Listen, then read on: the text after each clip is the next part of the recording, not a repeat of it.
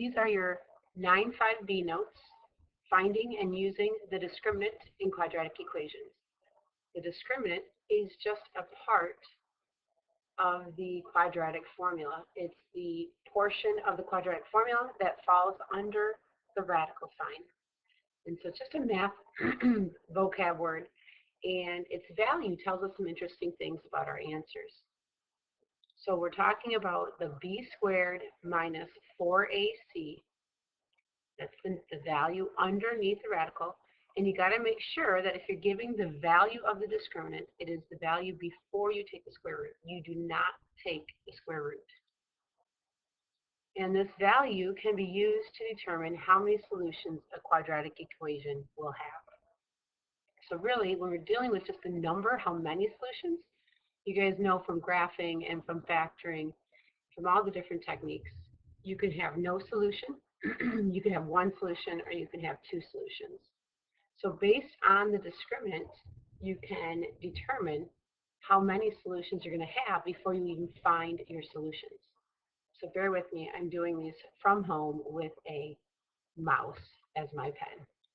So for this first example, in the equation x squared plus 2x plus 5, my discriminant would be 2 squared minus 4 times 1 times 5. That's b squared minus 4ac. When that's all said and done, that's 4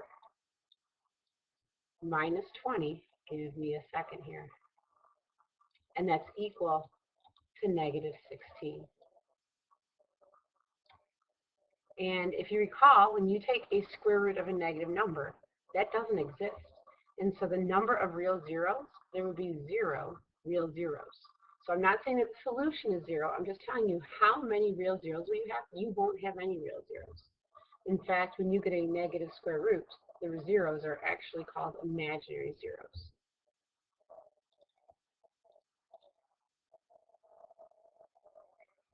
Okay, so the first one became a negative discriminant, so there were no real zeros. This second example I just did with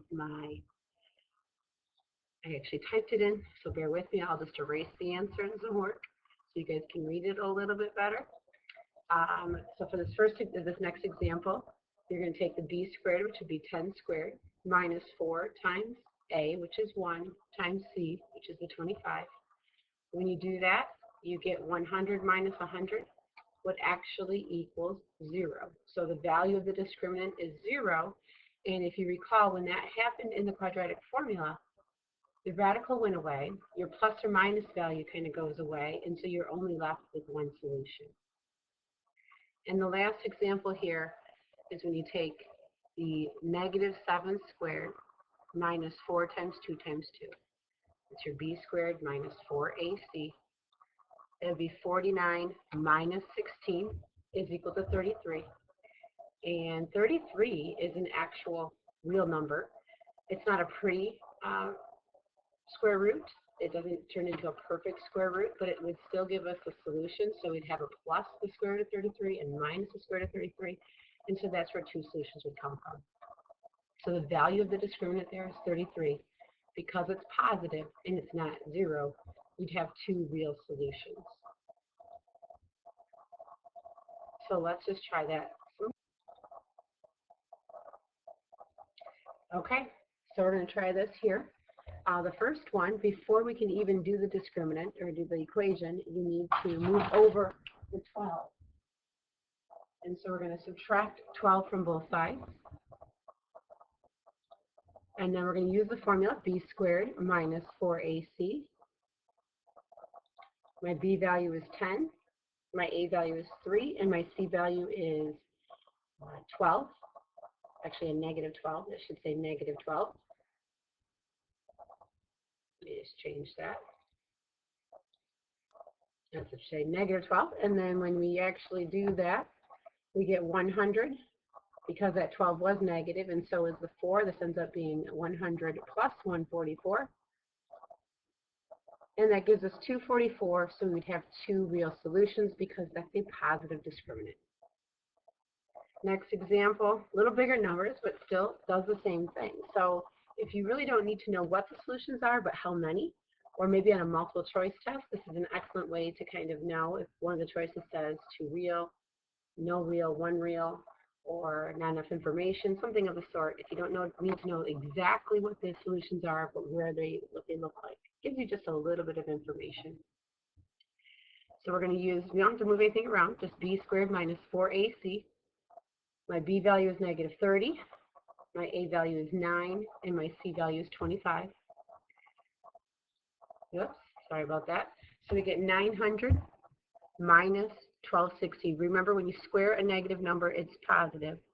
So 900 take away 1260 is going to leave us with a negative 360 as our discriminant value. And since it's negative, there are 0 real solutions. They're actually imaginary solutions.